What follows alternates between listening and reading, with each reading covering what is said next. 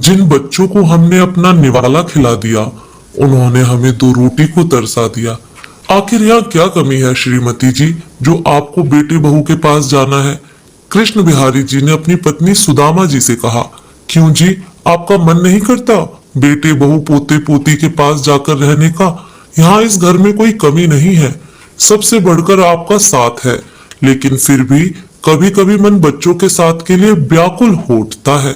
बस इसीलिए कुछ दिनों के लिए हम दोनों ही चलते हैं ना बेटे के पास, मन बदल जाएगा। यहाँ अकेले समय ही नहीं कटता। सुदामा जी ने पति संग अपना दर्द बांटा। आप शायद भूल गई हैं कि आपकी बहू को हम दोनों का उनके साथ रहना पसंद नहीं, और आपका बेटा भी अब अपनी पत्नी की ही सुनता है। पिछली बार पोते मनन की सालगिरह पर आप जिद करके गई थी, लेकिन क्या हुआ था हम अभी तक नहीं भूले हैं अपना अपमान। आप तो सरप्राइज देने गई थी और बेटे बहू के व्यवहार से खुद ही सरप्राइज होकर वापस लौट आए। बहू ने अपने मायके वालों और दोस्तों को आमंत्रित किया था, लेकिन बच्चे के बाबा दादी को बुलाना जरूरी नहीं समझा। हम भी आपका मन रखने के लिए साथ में चले गए थे। पता था कि अगर हम मना कर देंगे तो आप बहुत ज्यादा दुखी हो जाएंगी। वहां हमारे साथ दोगला व्यवहार किया गया। अपने मायके वालों को अपने घर में अपने साथ रखा, और हम दोनों को, जो उसके पति के माता पिता हैं, उन्हें पड़ोसी के घर ठहराया। लेकिन जब अपना ही खून पराया हो गया तो पराये खून से कैसी उम्मीद? हमारे बेटे को एक बार हमारी याद नहीं आई कि अपने माता पिता से एक बार उनका हाल चाल तक पूछ लेता।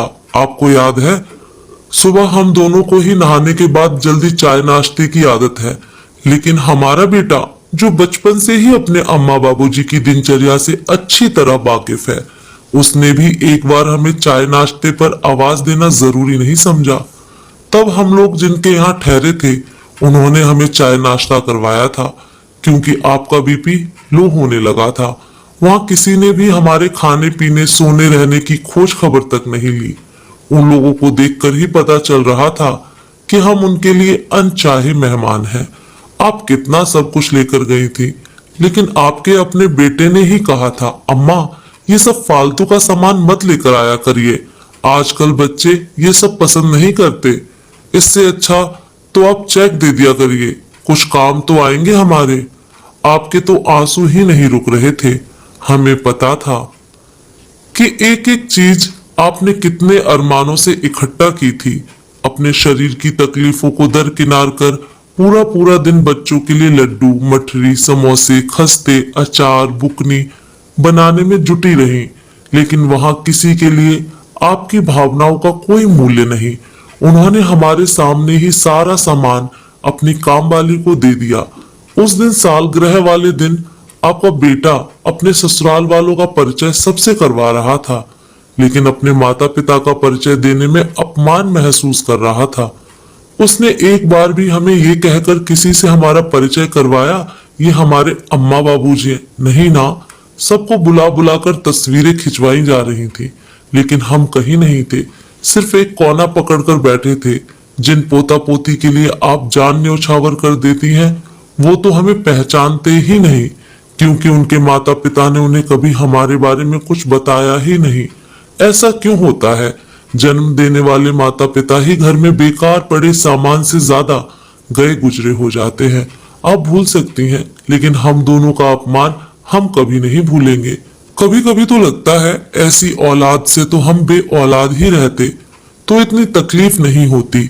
अब हम दोनों में से कोई वहां नहीं जाएगा। हम आपका दिल दुखाना नहीं चाहते, इसलिए मना कर रहे हैं। यहाँ इस घर में हम अपनी मर्जी के मालिक हैं, कोई हमें रोकने वाला नहीं है। वहां एक कप चाय के लिए भी तरसना पड़ता है।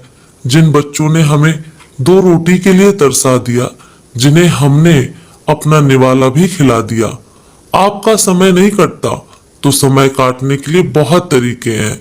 बाहर निकलिए, सत्संग, भजन, किट्टी ज्वाइन कीजिए, पार्क में चली जाइए, घर पर कुछ सिखाइए।